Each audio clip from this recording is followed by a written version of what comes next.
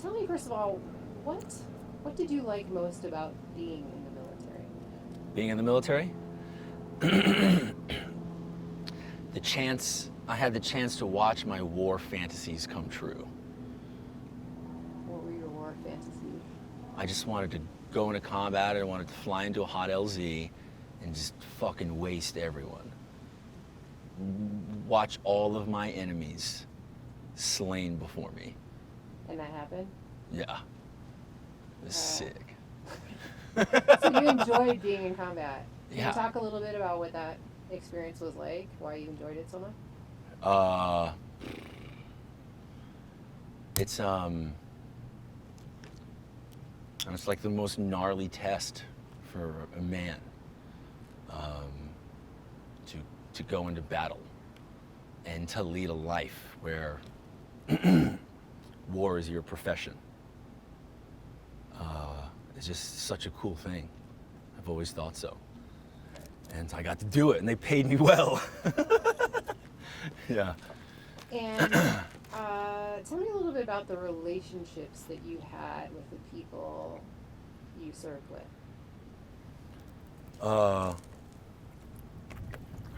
Which relationships? There are many different types.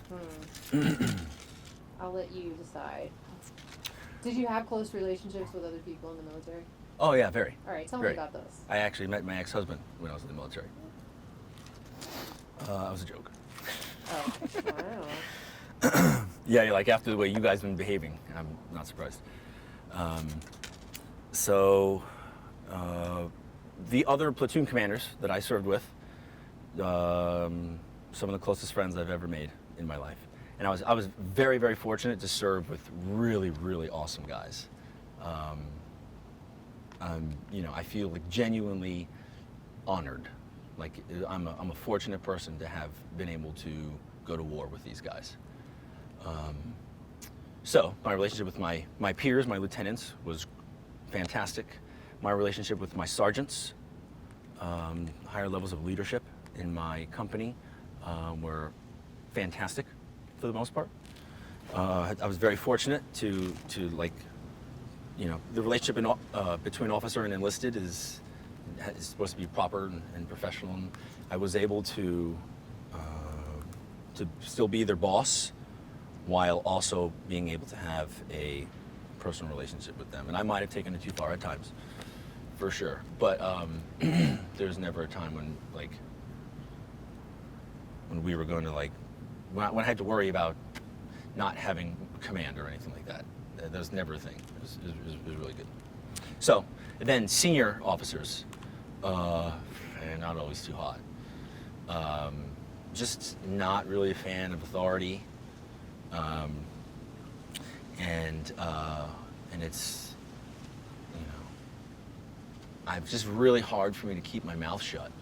Is really a big thing. I mean, go figure, look at what I do for a living. Yeah, I was going to say, why isn't that surprising? So a lot Listen of to people, me, world. a lot of people have a really hard time when they transition out of the military. I get the sense that wasn't the case with you. Tell me about your experience when you first came out. I was incredibly fortunate. I had been in Wounded Warrior Battalion for like a year and a half prior to then. And I was never hit by enemy fire. I just kept breaking and never got fixed until I came home from Afghanistan. By that time I was too broke. So I was able to think long and hard about my future and then identify exactly what I was going to pursue and then start working towards that. So when I got out, not only did I have a pension, but I also had a clear path about what I wanted to do. And it wasn't that clear, but it was clear enough for me to not worry. And a lot of guys don't have that. So I was very fortunate to come out, and that's part of why I do what I do. Well, not really anymore. I do what I do now because I'm a filmmaker and I like entertaining an audience. But when I started the nonprofit, that was I have to give back, It's not fair that I've had it so good for so long. I'm an unbelievably fortunate person. You know, I think people who get into comedy and filmmaking stuff, a lot of them, like, they have bad families. Their film family becomes their new family. Comedians, you know, are often depressed deep down. I'm not. I'm actually a very fortunate, happy person. And it's like, so I have to give back. That's just not right. So anyways, how did we get there? I don't remember. But tell me a little bit more about Wounded Warrior Battalion, because I know that had sort of an impact on you and your thinking and your goals. Yeah, so when I was in the unit is filled with guys who are been shot up and blown up in combat, car accidents, cancer cases. And all the guys who had been blown up and shot up in combat stuck together and really interacted with others, in some cases, not all, but especially the most wounded. They would really stick together and not talk to anyone. And we had a constant onslaught of organizations coming to do good things for us and give things to us. And a lot of these guys didn't want to take it because they would just rather be left alone. They didn't want to be in public because they felt like when they were out in public, they were always being, it was like a dog and pony show. Oh, come meet the amputee, you know, like this really cute dog. And so they just, like, fuck that shit. They wanted to stick in the rooms and drink. And I identified their, I guess, isolation and sense of ostracization while I was in that unit. So I'm very fortunate to have had that experience, and that has helped me identify with the people that I'm making comedy for.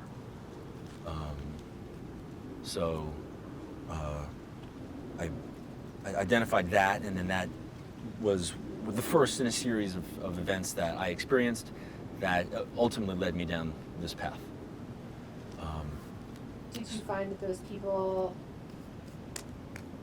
were attracted to humor? They sound just like pissed off. Yes, absolutely. So part of the ostracization that they felt, which then led to their self-imposed isolation, part of that was because they didn't feel comfortable being themselves in public because they were such dark and irreverent people. It wasn't just the loss of limbs or burnt skin that made them feel odd. It was they felt like they were different from the average person because of the way they viewed life. And it's viewed through the lens of a very dark comedy. And that isolation carries on for many years. And it's a hard cycle to be broken, of this group of people who just want to isolate themselves and not making an effort to fit back in. And every veteran is different, but you know, that sense of humor is what kept them from just being miserable. Because if they actually sat down and thought about how much their situation sucked, they would fucking kill themselves, which they still do. But so either kill themselves or just be miserable all day, every day. And that sense of humor is what's keeping them hanging on. Their ability to perceive life comically and not take it as serious, because if they did take it serious, life wouldn't be worth living. It'd just be miserable. So that dark humor is what lives in all of us who work for this company. Can you give me an example of the kind of jokes a wounded veteran, the kinds of people you just described? Give me an example of what you mean when you talk about that dark humor. Oh, okay. I got a really good one.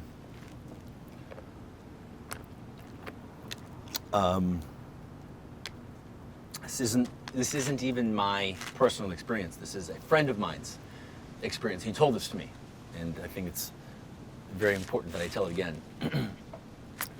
So he was at his buddy's funeral.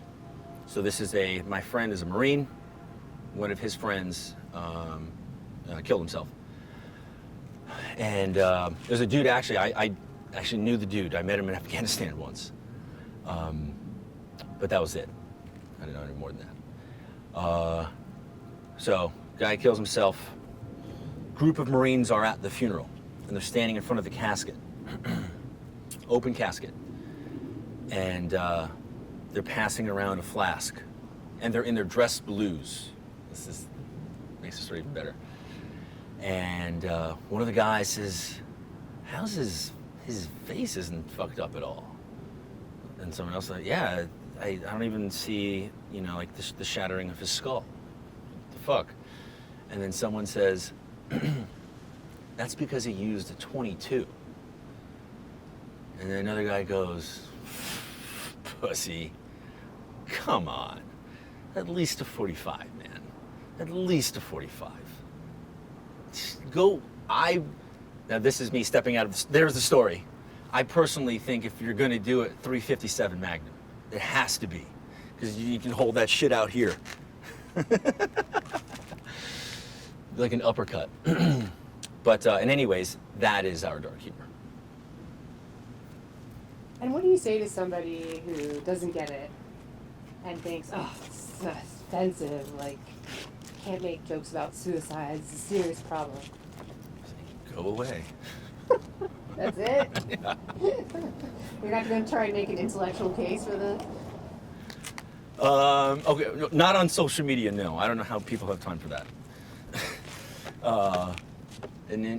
Okay, so I'll make the case now. Hopefully what you create gets around town, and I can just send a link out when I can ask the question again. So hopefully I know. You get asked this question a lot, I would imagine. I actually have never been asked it this way, so this is, I'm excited. So to those who think we shouldn't joke about it, well, I'd say that this humor that you don't like is actually a coping mechanism for people to deal with pain, suffering, tragedy, and trauma. And it's quite obnoxious of you to tell them how to cope with their existence. It's not just audacious, it's obnoxious. Like, who the fuck do you think you are? Telling someone else how to cope with their own pain. Get the fuck out, it's so obnoxious. That's a good answer. Yeah. So now I'm going to play devil's advocate again. Yep. And say, why don't these people just go to therapy? I mean, isn't that the healthy way to deal with shit? You don't like repress it. You work it out with a therapist or whatever you got to do to really deal with it.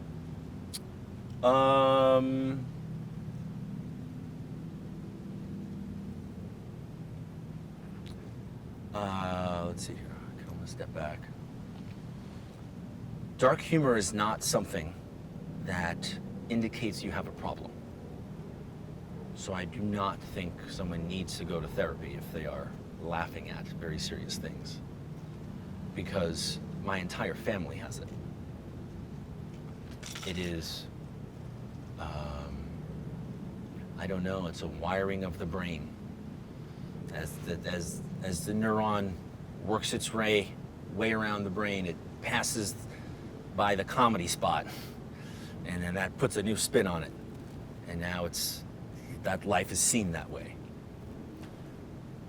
I get it from like my aunts. Oh, I have this huge family in New York. And Irish Catholic, blue collar, very dark humor. My uncles are placing bets on my cousins are placing bets on who's the next uncle or great uncle to die. We have a pool. And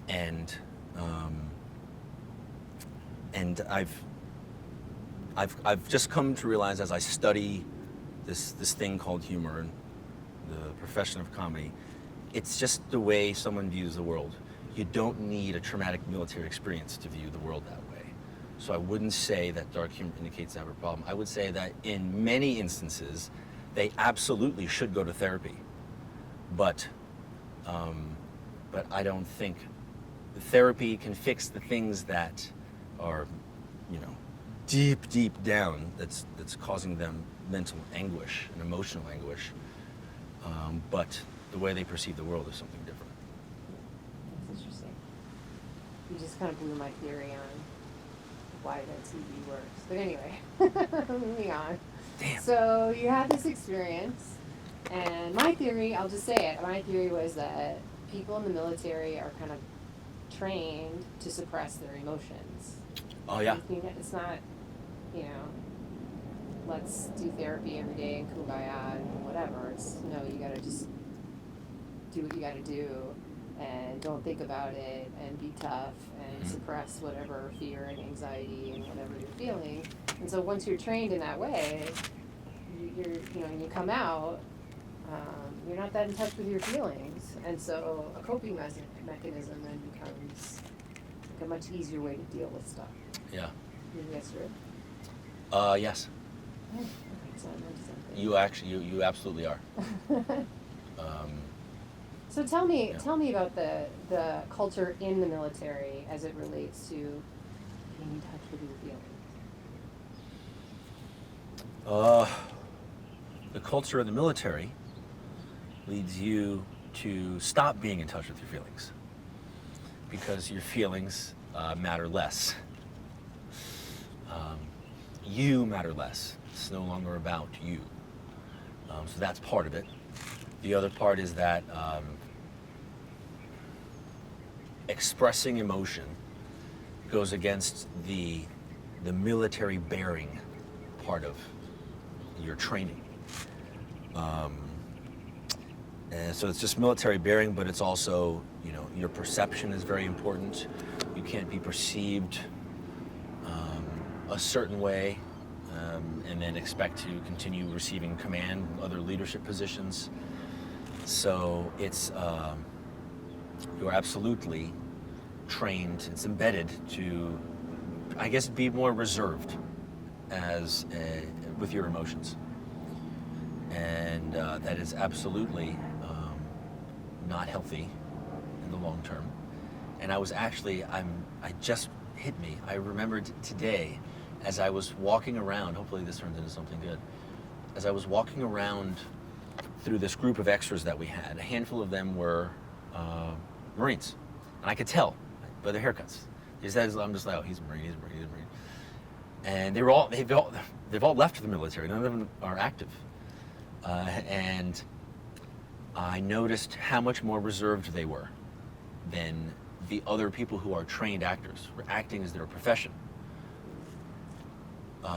Not just acknowledging, but understanding and recreating emotion is your profession. And the Marines, and this just hit me, I think it was at lunch today, we're having them on set. They will always be like that. And it takes undoing of that thought process to get them to be able to open up and be better on camera. As the director, I need great performances from everyone, even in an extra in the corner. And I was just wondering today of how I will communicate that to them and kind of break down the first barrier and open their eyes up or their mind up to the thought of, like, emotions? So we should, like, talk about how we feel and shit?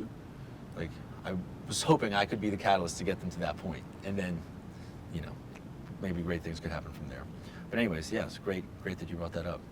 Do you think a lot of veterans struggle with that? And Totally. Then what's the solution? I mean, I don't know if you have one, but I'd hear your thoughts on how people can undo that process. Yeah, here's one thing.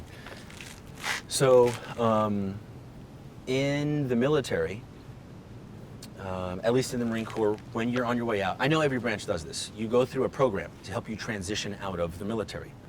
And what does that program consist of? Is work and education. That's it. They should probably include a mental component and to bring this idea up and say, hey guys, before you walk out the door, just want to remind you that you've been trained to repress your feelings and not talk about emotion, and that's not the right way to live life. So just think about that. Take care. Like, just a little reminder on their way out the door would probably go a long way. And then further, it probably takes more influencers in the veteran community, people who have big followings, to say those exact words. And I think that could be the next step taken after that. Do you do that, or will you do that? Absolutely, yeah. This is the first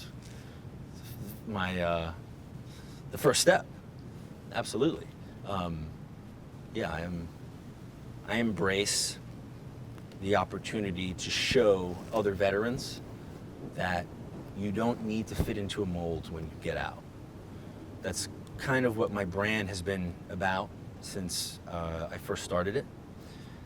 And yeah, and hopefully, and I actually, you know what, I received some feedback about it. A dude said, thanks for living out loud. And I was like, what a lovely thing to say. I've been thinking about that ever since. I actually carry that note with me. That's nice. Everywhere I go, yeah. So tell me more specifically, I want to be able to talk about what Irreverent Warriors is. So for somebody who has no idea, Mm-hmm. what is the organization and what inspired you to start it? So Irreverent Warriors is a nonprofit whose mission statement is to bring veterans together with humor and camaraderie through events in order to prevent veteran suicide. So we just host events that bring a lot of veterans together. And it started kind of on accident because, that's not true.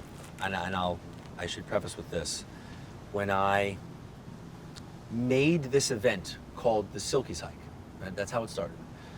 My best friend and I, one of my sergeants from Afghanistan, created this event called the Silkies Hike because I wanted to get a bunch of veterans together to just have a good time. It was intended to be for guys who were out. And in my quest to find something,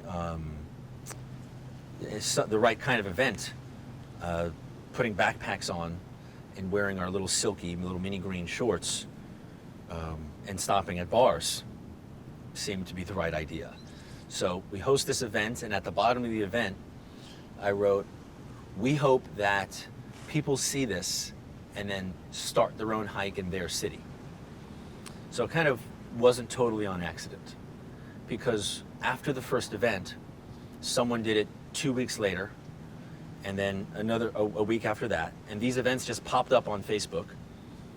And then the coordinators reached out to me and they said, "Hey, we want to have you out at this thing. Thank you for inspiring us to do this." And I was, I was getting hit up with a lot of them, and people asking me to do it for them. So I made a blog post that listed exactly how to do it.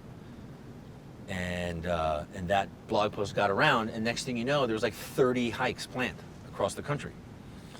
And then I was trying to be kind of like a guide to all of these coordinators, and I realized it was taking a lot of time, and I did not know what I was doing. And so I started asking for help, and I got it. And then my dad kind of challenged me. He did challenge me. And he said, I said, he told me, he's like, "You got to make sure these events don't get out of hand." And I was like, "Pops, I can't control. These people are doing this on their own, And he goes, "That's bullshit." He goes, "With good leadership, movements can be controlled. Movements fold because of poor leadership, and they succeed because of good ones." And I was like, "Oh, what? You don't think I can lead this shit, Pops? All right, fine. Let's do this." So told my buddy, I said, "Yo, let's incorporate it as a nonprofit. Let's control this thing. Let's set policies in place. so that it stays safe and doesn't lose its purpose, its mission statement.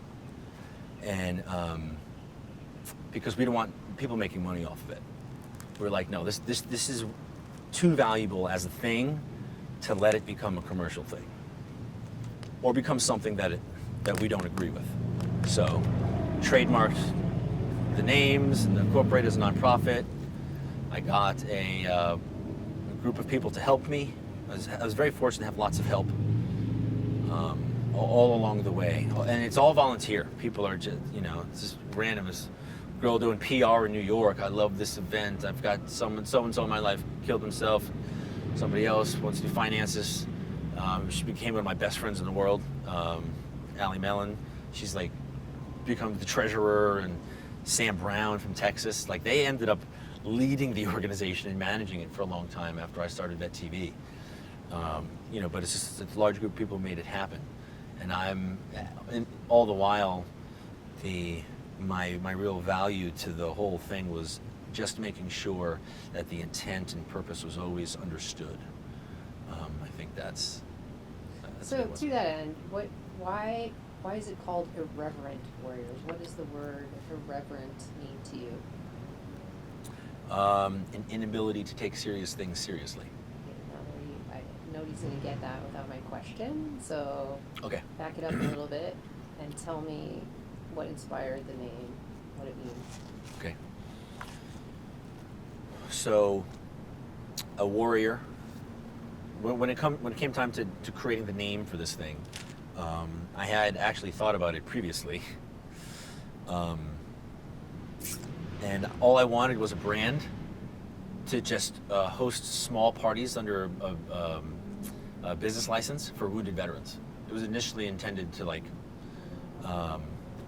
to just be small little things for wounded vets. And I wanted it to be like kind of a onion type thing, like a satire, just filled with humor and just the blog format. And I figured we'd make video at some point. I didn't know what the heck I was doing. And then after the Silky's hike, we kept the name. And the reason the name is so valuable is because those who are attracted to it can't take anything seriously, but especially war and the profession of being a warrior. All of those who are attracted to the organization, their brain is wired the way I explained it before. They view life comically. Otherwise, they wouldn't show up. Not everyone shows up to our events, but there are a pretty large group of people, I think we're at 26,000 now, who identify with dark humor as a coping mechanism, and were attracted to the idea of a group of people who had an irreverent sense of humor. Irreverent meaning an inability to take serious things seriously. In the midst of combat, we're still making jokes. And that defines an irreverent warrior. So you see that's an interesting definition. You see that as an inability, not a choice? For me, it's a definite inability, almost like a medical condition. Yeah, it's pretty bad. I also call it chronic adolescence. I think that's the official medical term for the condition. So tell me, these guys shot at the hike in Galveston. I wasn't there. Oh, that's right. Yeah. You guys were there. How sick was that? Hot as fuck. How awesome is Mark Metzger? Mark's a beast. Mark is such a nut. I wonder what side he showed you guys. He showed us the good side. Shows the good side? Okay, yeah. The good side, meaning the bad. What good side you might think of as the good side? Oh, really? Yeah. That's Oh, yeah. great to hear. That's great to hear. So describe what happens at a Silky's hike and what distinguishes it from any other gathering of veterans. I mean, dark humor, I got that, but what does it look like? Okay, so what does it look like? It looks like a veteran LGBT parade, if I were to define it. And by that I mean we're wearing combat boots, these tiny little green shorts that actually the Marine Corps boot camp used to issue, they don't anymore. So it's kind of like retro now. It's like vintage if you have a pair of Silkies. And so Silkies, and then a backpack, and that's it. Oh, and a lot of flags, American flags, branch flags, unit flags, and things of that sort. So it looks like this really patriotic veterans event, but weird because they're in their underwear. Yeah. Sometimes people dress up in costumes too. It's like, I swear, it's going to turn into Veteran Burning Man. That's going to be my legacy. I'm going to create the Veteran Burning Man. It'd be the sickest shit ever. There's only going to be one.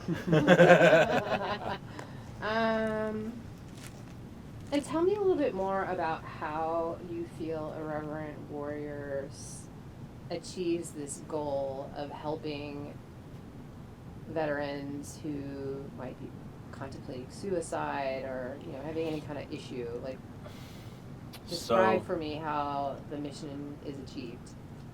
Okay, so we mentioned before that people who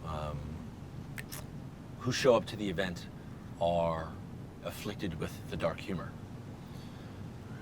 So what you're doing is you're taking someone, say some veteran, they do 8 years in the Army, they get out, and let's say they're lucky, they get a computer job, doing IT somewhere in an office. And they're living in Denver. When they go to work every day, it is unlikely that they feel like they're coming into this group of like-minded people. That they don't feel like they're walking into this brotherhood. They don't like they're walking into their fraternity, your family.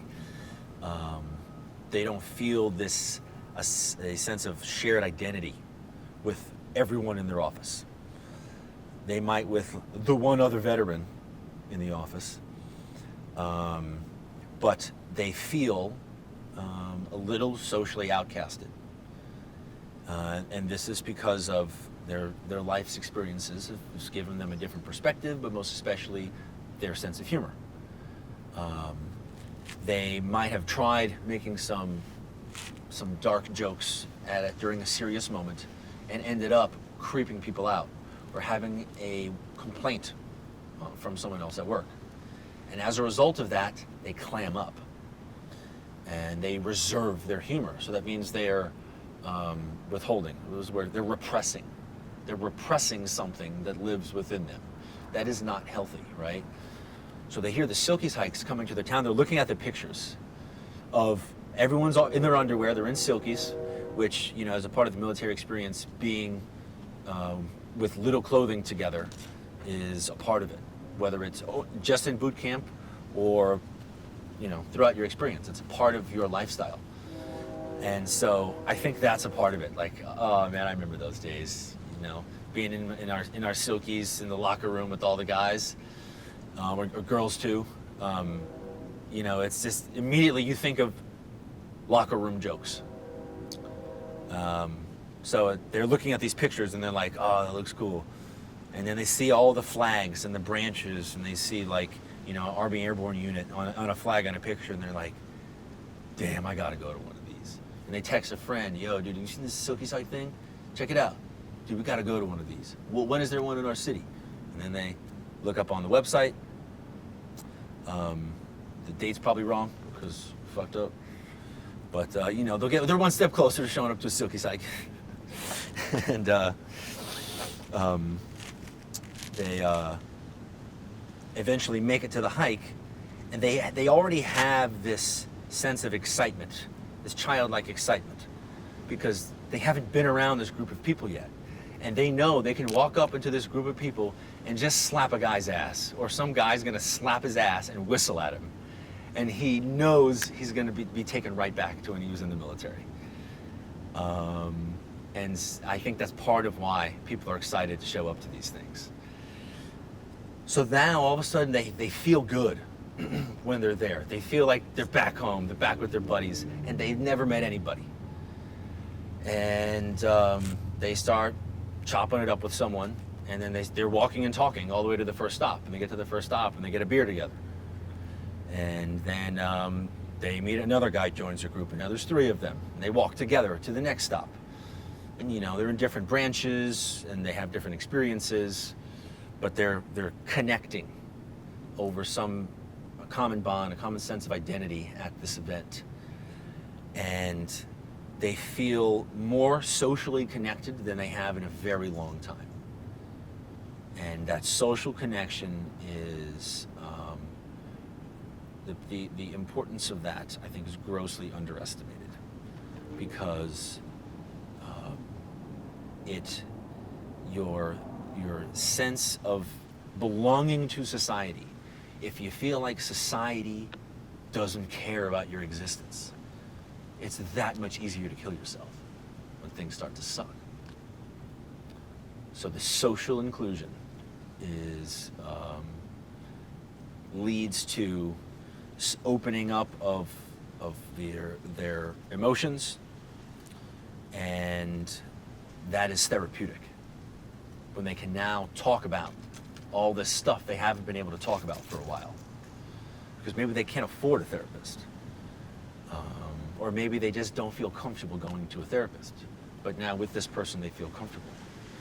So now they come out of this event feeling these emotions that they haven't felt in many years or ever, because when they joined the military they probably didn't have that desire for the sense of belonging. Since they've been out of the military, that desire's been there, and now they get it. So it's probably the most powerful time they felt that emotion. And so now they have more value to others. They feel more valuable themselves. And some people, and what I'm describing are the experiences that people have written in, and that the guys have told me. And then now they approach life with a more positive outlook that makes them want to be better than they used to want to be before. So What about relationships? I think you may have told me a story over the phone about people forming relationships as a result of their, like a once-a-year event. It's sort of like, I don't know, maybe that's life-changing, I don't know. Yep. What about the community aspect of it? Sure. So the goal is for people to walk out of the event with at least one new friend. So we preach on all of our social media and our videos and stuff. And at every hike, the hike coordinators are now required to mention that. Did Mark do it? I know, he always does. Don't let him see that. He said 5. 5 friends. Oh, 5 phone numbers. 5 phone numbers? 5 phone numbers. Yeah, see? Up in the ante. Mark's the man. So hopefully you get those numbers when you come out.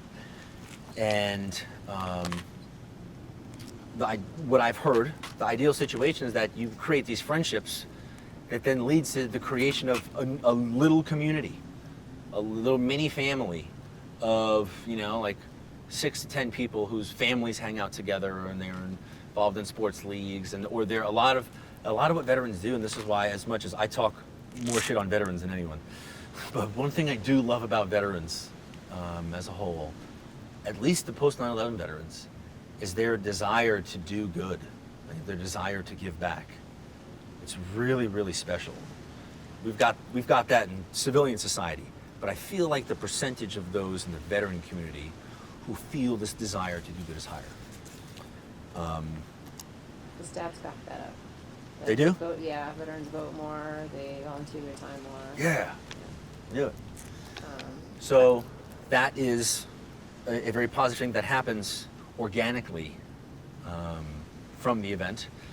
But then also there's the social media component. So now each event is kind of its own group, but I'm pretty sure what they're requiring event coordinators to do is to make a group for that event, a private group, that everyone who went and is interested in going to the next event joins a group, and bam, there's a little community right there in that group.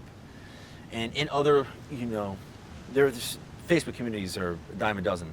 However, a Facebook community for veterans who are attracted to the Silkies hike is a very real community because they're actively doing things together, and they're putting on. It makes me so happy when I see, Lafayette, Louisiana.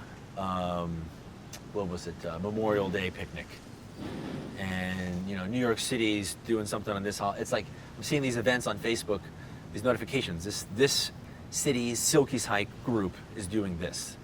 That's a very real and powerful thing. It's very informal, but it's real and it's effective.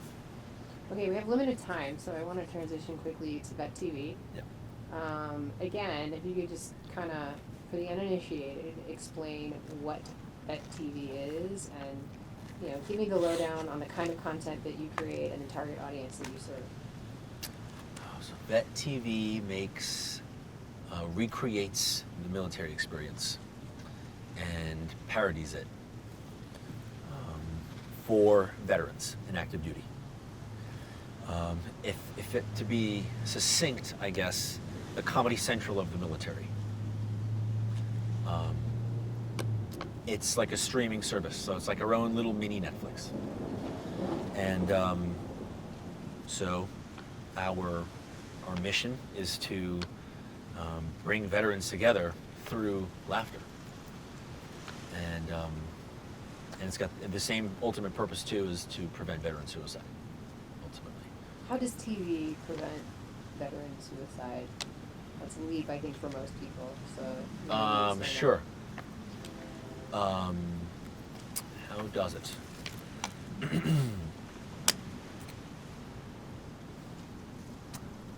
What I have seen at least a dozen guys write into us, to either me directly or to the Vet TV social media directly. What they said is that Vet TV helped pull me out of a dark place. And I was considering it every day. But after watching your guys' shit, I really don't consider it anymore. What is it about your shit that would make somebody... It made them feel normal. I heard this since I published my book. The first review of my book, the dude I served with. And he said that he felt different coming out of the military. And he thought something was wrong with him. He thought that his violent and perverted thoughts indicated something seriously wrong. And he repressed them, and he was, had other things going on that led him to considering suicide. He felt like he was socially outcasted. And he said that reading my book made him feel like nothing was wrong with him. And not verbatim those words, but that is the general consensus of those who feel like our work is therapeutic, is the same thing. You helped me feel like there was nothing wrong with me. And you allowed me to further laugh at some of my real pain. So those are special cases, but there are many, and enough to keep us going all this time with as much pain and torture that we've been put through as a staff. That has what's kept us going. It's not the money. Your content is controversial. Yeah. Can you explain the nature of the content and what makes it controversial? So, the nature of the content is graphic recreations of really inappropriate experiences. Maybe not inappropriate experiences, but outrageous experiences. And the military is loaded with outrageous stories and experiences. The military is very good about not letting the realities of what happens in the military out to the public. I'm assuming because it doesn't help recruiting. But we recreate those things that would otherwise only be laughed at behind closed doors. And jokes that would never be said, like the one I said about my buddy's friend in the casket.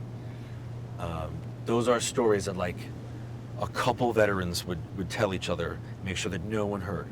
I know a lot of grunts, they've got like group text message threads with their squads. And it's really inappropriate humor. It's kept in the cellars. And we bring it to the surface. And we made no effort to conceal anything. And so the audience has been very grateful. What are some of the most outrageous, irreverent things that you made jokes about?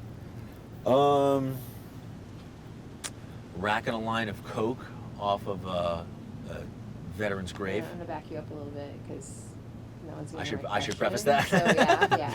Yeah. This is yeah. Give me that as a complete. You know, it's funny. If you wanted to, you could cut that up and make me look really bad. Not interested in doing that.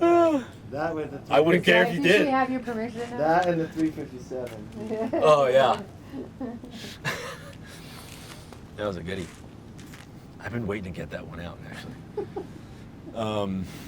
So what are we? Okay, so one of the most offensive and irreverent things that we have done was actually the very first thing we ever showed to the public about that TV. And it's a bunch of veterans getting together to meet up at a friend's grave. And while one of the guys is crying at the grave, somebody hands him a bag of Coke and he racks a line of Coke off the guy's grave and goes, "Fuck this kid." And that's how we began. It leads up with this beautiful music. You know what we did?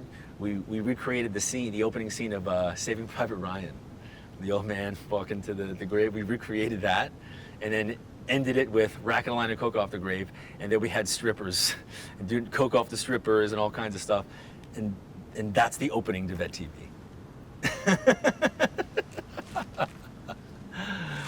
Yeah, so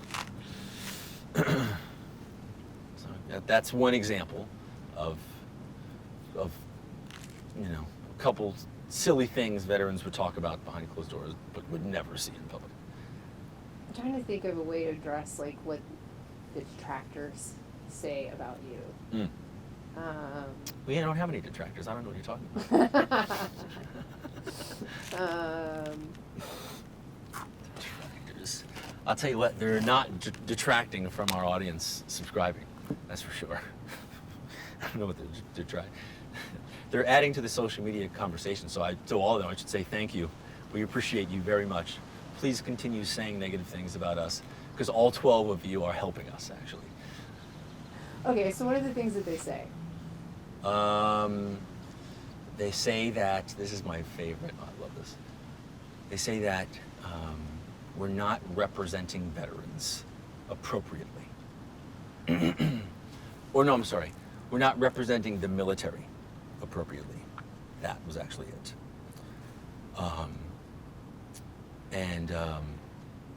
Well, we're not in the military. As soon as the military stops paying you, you owe them nothing. So the notion that we represent the military our entire lives, get the fuck out of here. No. They stop paying you, they demand nothing. Now, veteran community. Obviously, we are representing a portion of the veteran community because there's 500,000 people who are following us.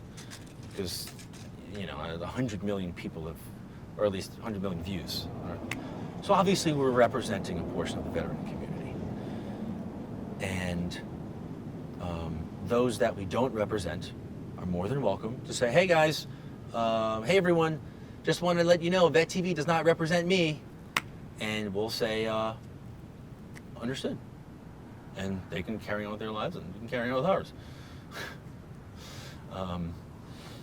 So other detractors, what is it that are inappropriately sexually violent, inappropriately sexual and violent. But it's like, this is entertainment. You can make whatever the fuck you want. There are way worse things on Adult Swim. We're not even as bad as South Park. We're trying to get to that level of reverence. They nail it. But yeah, so there are those detractors. Detractors about women. That's one of the ones that irks me. The other ones I don't really care about. But this one irks me because I was raised very well. And I was raised with a mother who is an alpha. And you know, my mother is the epitome of strength and power in women.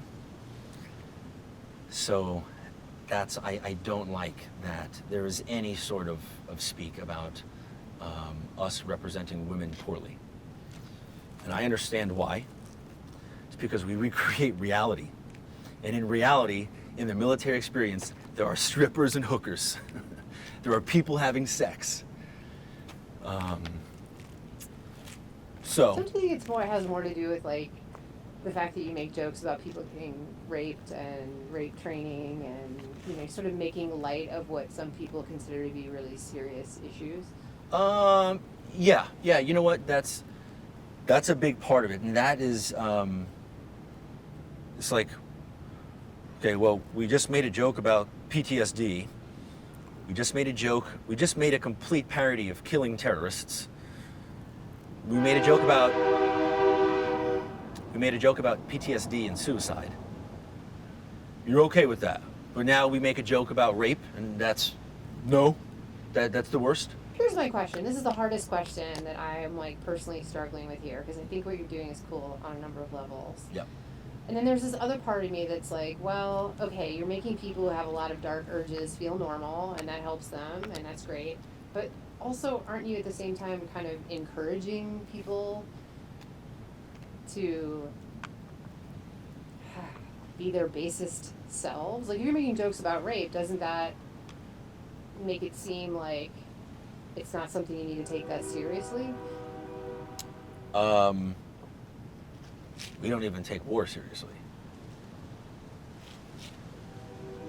But we actually really do take it seriously. It's a really weird thing, because you can be like, when you're in the midst of battle, in situations where there's no time for joking,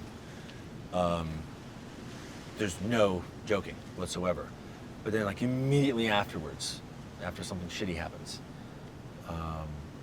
then you're joking. Or not immediately, but when you get back to safety, you're joking. Well, it doesn't mean that we don't actually take war seriously.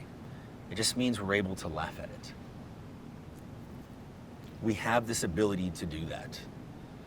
And it doesn't mean that the issue is not important to us. It doesn't demean an issue's importance. And in fact,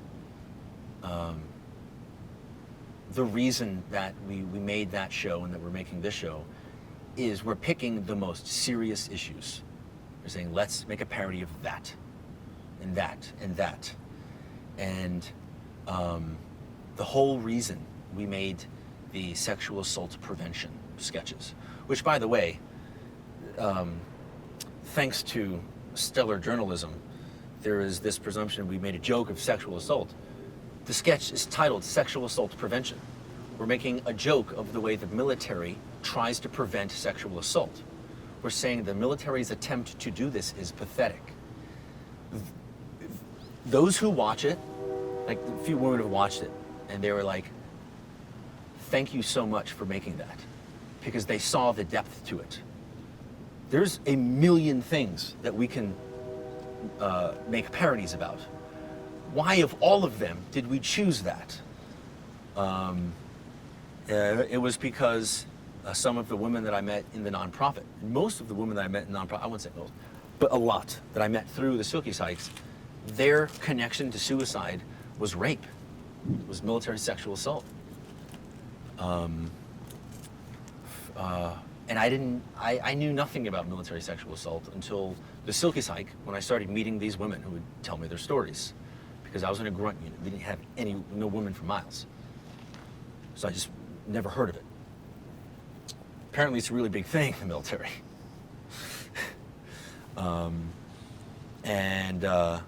So they recommended that we do not shy away from that topic. Because who's committing the sexual assaults on women? Men. Who watches our shit? Men. If you're going to prevent sexual assault, do you make something for women? No. They've already been sexually assaulted. You're not doing anything to prevent it by making it for them.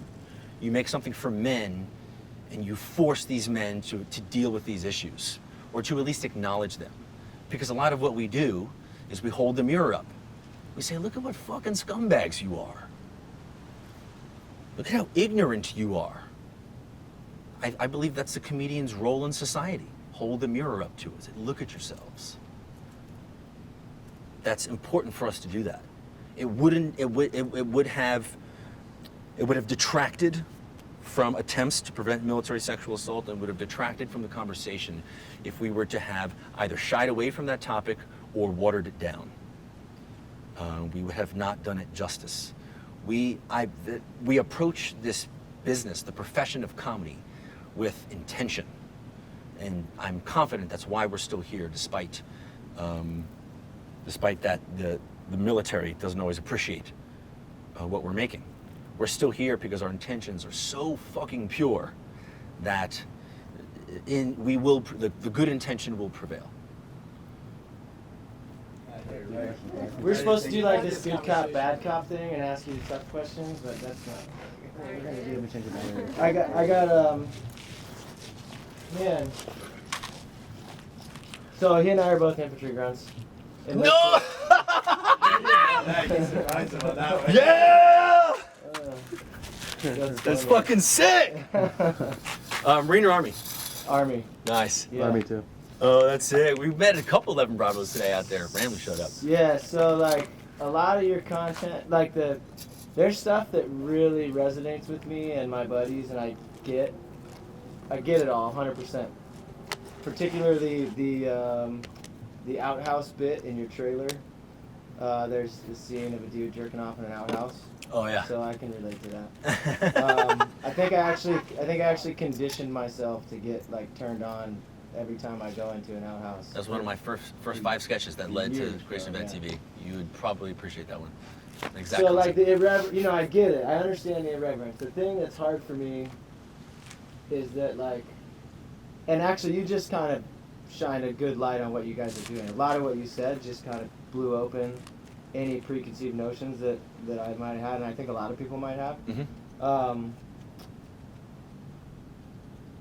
The hard part that I think is for some people to find funny is that some of it is still happening, and it's happening to people who don't have a choice. So like we're in an all volunteer army, right? Mm-hmm. You sign up for this shit post 9/11. If you signed up to join the military in the last 10 years, you want to go to war and kill people, right? Yeah. But the civilians who are in Iraq and Afghanistan, they don't fucking have any like control over what's happening. They didn't enlist in anything. Yeah. The bad guys over there, they signed up to do what they're doing, right? Yep. I think the thing that gave me the most visceral, I think, or like physical response to rather the thing that I didn't find funny was the joking about civilians dying, right? Because like that was something that affected me the most. Yeah. Me too. That's why I made the joke. What's that? That's why I made the joke. So like how do you make jokes about things that are still happening to people, and all the you're an officer, you're probably smart, like all the residual effects I wouldn't go that far. of our occupation in these countries, the destabilization of that entire region of the world. Yeah. Like, how do we? Where's the humor in that? In its wrongness, in its tragedy. Me and my buddies who make comedy, we enjoy pushing the line of what we can laugh at. And generally, if it's wrong, it's funny. And all of us are well-raised, good-hearted people. And what's wrong, for some reason, making light of the greater tragedy makes us laugh. And it's always been behind closed doors. And we love the idea of making the same jokes in public, because we know others will relate. Definitely not. Well, no, I'm not everyone. No, I'm saying people in public won't relate to what we're saying. Yeah. Here's the other thing that I have a question about. You touched on it briefly, like influencers, social media influencers, right? There's all these veteran personalities, like public figures, right? Yeah. Like Tank Machine and Matt Best and fucking that other high-speed Navy SEAL dude, Tim, what's his name? Tim, fuck, it'll come to me. He's always like, he was on the Joe Rogan show. He's Tim Kennedy. Oh, he's a Ranger. Whatever. Or a Green Beret. Green Beret. I'm just saying, like, there's all these, like, there's these personalities, right? Yeah. Some of them are like seasoned combat veterans. Some of them have actually seen action, right? Some of them are fucking true badasses. Yeah. A lot of these people who have these huge followings and these big social media followings, and particularly these profiles like Uncle Sam's Misguided Children or whatever. Yeah. I feel like are embodied and are like not real. They're not people who experienced it. Yeah. They're people who like were maybe in the Marines. They're not combat veterans. Mm-hmm. And the term combat veteran gets thrown around a lot too, right? Like, I went to combat. It's like, motherfucker, did you kick in doors for 18 months? And did you kill people? Because it's different, right? Yeah. So, like, I feel like the experience of that 4% of the military who experienced that is exponentially different than the other 96%, but that the people who speak for us a lot of times are fakers. They're people who just allude to their military service in a way that leaves it open to interpretation. Oh, yeah. So, like, I love what that responsibility... No, it's a two-part question. Number one is, what responsibility do these public figures like yourself have to the public or to veterans or to maybe, like, informing the public? And then what responsibility do we have within our own ranks, if you will, to call each other out and be like, you don't really know what the fuck you're talking about, man. Like, you're not allowed to talk about that, bro. You don't fucking get to talk about that. Because that's how it was in the military. If a pogue was talking about, at the bar, talking about their fucking deployment to 10th Mountain, and with 10th Mountain to fucking Afghanistan, a bunch of infantry dudes were down the bar, they would call that person out, if not physically assault them. Like, right? Yeah, totally. Yeah. Why now? Why in the veteran sphere is it just this big old fucking like boat of bullshit for a lot of people? Well, I feel like I should lead by saying we already have a couple parodies planned of these so-called vet celebs. Please. Already got a plan. So why don't? You know, some of, to be honest, I am not too familiar with most of them, because I live in a bubble, And the only bubble that I'm concerned with is like the bubble that I think is going to pay $5 a month for Vet TV. And it's not those guys, so I don't care. But the few who so there's a couple images that are coming to mind of dudes that have all these pictures looking like badasses, and they're not.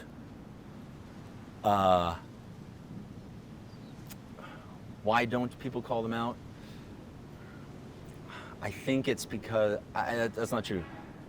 I have seen it happen. I've seen them get called out, and then they got a bad rap for trying to bring down other vets. So it's almost like, and I'm you know what's running through my head is hundreds of comments from Facebook like a year ago, or a year and a half maybe. And it's generally like, why aren't we picking each other up? Why are we putting each other down?